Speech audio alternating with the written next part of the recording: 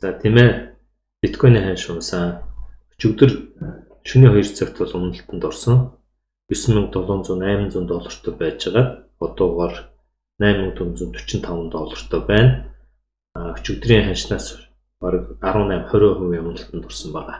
За өнөөдөр бид та бүгдэд энэ биткойны ханшны таамгийг 2-7 хоногийн өмнө ярьжсэн бичлэгийг үзүүлнэ. Мөн эсмийн улан багт биржийн талаар баг зэрэг тайлбар хэлхийг бодъё.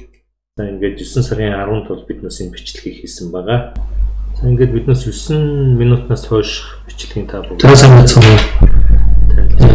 биткойны үзэж байгаа жишээ нэг ханшиг ингээд нэвтлэх юм бол доошоо ингээд огцон унах магадaltaй. Эсвэл эндээс ингээд жоохон доошоо унах юм төлөвтэй гэж үзэж байгаа.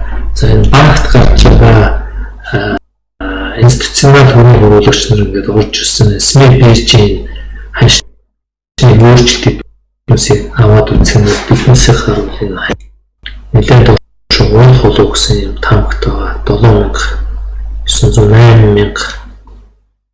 7,000 орж ирэх болов гэсэн тийм бизнесийн таамаг байна. За ингээд та бүгд цаашаа энэ бичлэгийг үзээрэй. За ингээд энэ хийжсэн одоо техник анализийнхаа зургийг биднээс та бүгд энэ дэлгэцэн дээр харуулж байна. За энэ дээр юу ажиглагдж байгаа гэхээр бидний үсэн үзэж байгаагаар энэ яг хөө нөгөө 9 сарын 10-нд гэдэг чинь за нэг энэ хавьд бол энэ техник анализыг ингээд хийжсэн байна. Өнөөдөр болохоор ингээд 9 сарын 25 болсон байгаа тийм. Тэр яг хөө биднээсийн таамагтай ингээд өгөж очиж байна. Энэ бол зүгээр л таамаглаж байгаа болохоос яг ингээд бас дээш өсчихч магадaltaй байсан юм байгаа. За цаашаа биднээс юу ярих гээд байна гэхээр энэ цаашдаа одоо яах вэ энэ ханш ингээд унтсан байна. Яагаад унуу гэдэг дээр биднээс бас ярилцах болно. Энд бол мэдээж багт гэдэг фьючерс арилжааны бирж орсон нөлөөсөн бас хэттад бол энэ майнинг компаниуд бол хориглогдоод олборлолтын майнинг компаниудын хэш рейт нь унсан байгаа. Энэ бас нөлөөсөн гэж үзэж байна. Мөн нөгөө нэг биднээсийн авч үздэг юм бол энэ SME биржийн юу байгаа? Gap байгаа. За энийг бол биднээс хэд хэдэн бичлэгтэр тайлбарсан. За ингээд Gap бол энд бол хаагдаагүй байсан.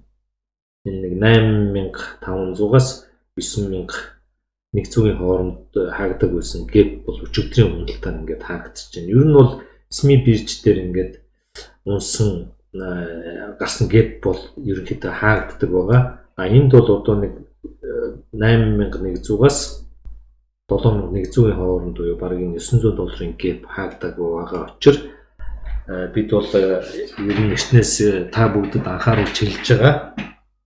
Биткойныг авахтаа ер нь бол одоохондоо яагаад хэрэггүй энэ бол өшөө цаашаа унах магадaltaй гэж үзэж байна. За ингээд 7000 руу ингээд ороод ирсэн чинь цаашаа унах төлөв магадaltaй энэ SME биржийн одоо Gap-ийн хаалт цаашдаа энэ биткойн болон бусад альткойнууд яах талаар дараагийн бичлэгтэр та бүгд сонирхол бол энэ өөрсдийнхөө таамгийг бас дэвшүүлж ярьж бичлэг хий гэж бодож байна. За одоо ингээд банкны талаар яриа 23-нд бол энэ биткойноор арилжаа хийх энэ Intercontinental Exchange гэдэг энэ биржийн охин компани бол энэ фьючерс арилжаа гаргасан. Яг одоогийн байдлаар 59 биткойн авсан байна. За энэ бол нэг өдрийн доторх одоо фьючерс арилжаа хийгээд байгаа.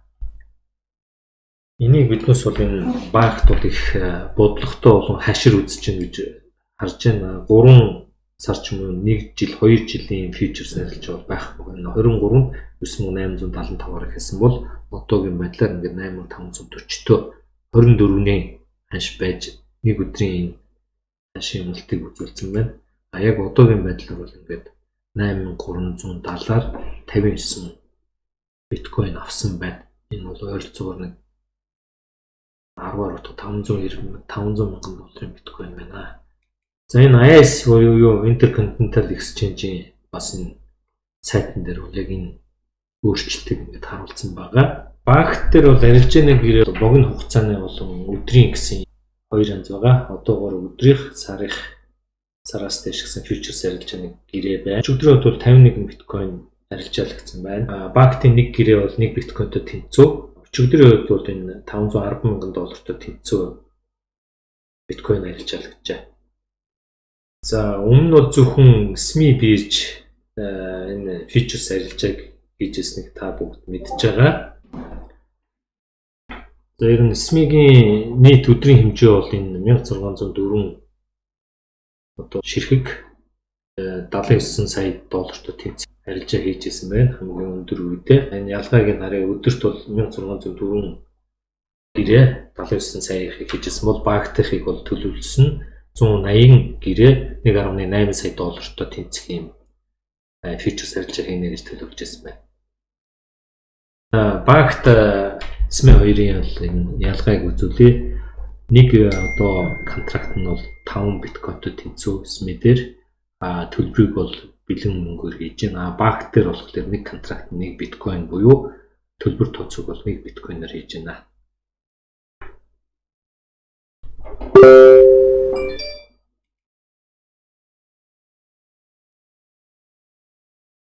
За энэ бүгдээс харахад бол багт ер нь уламжлалт бизнесийг биткойн руу оруулах юм зорилт тавьсан байна. За ингээд нийт хэмжээг нь аваад үзэхэд бол 4580 контракт буюу өдөрт бол нэг 22900 ширхэг биткойнтой тэнцүү 700 мянган одоо сарын хэмжээтэй арилжаа хийгдэж байна. Та бүгд мэдж байгаа биткойн фьючерс арилжаа SME дээр бол 17 оны 12 сарын 17-нд эхэлсэн. Үүнээс хойш бол биткойн ханш бол 83% өссөн байна. За ингээд цэцэн сүүлийн энэ Сингапурын Bybit гэдэг бирж маш их сайн маркетинг сурталчилгаа хийж байгаа. Та ердийн бүртгэл хийгээд ямар нэгэн сошиал сувгаар энэ мэдээллийг бусдад цацгах бол танд $10 олгогдно. Мөн 0.2 биткойнтой тэнцүү одоо дансаа цэнэглэхэд бол $50 ордог байгаа. За ингээд манай мэдээллийг авч анхаарал тавьсан та бүгдэд баярлалаа. Биднээсийн энэ мэдээлэл дээр лайк дараарай. YouTube дээр бол subscribe хийгээд хонхотооч цаг хугацаанд мэдээлэл аваарай. Альткойн болон биткойны цаашдын төлөвийн талаар биднээс бичлэгээ оруулах болно. Анхаарал тавьсанд баярлалаа. Баярлалаа.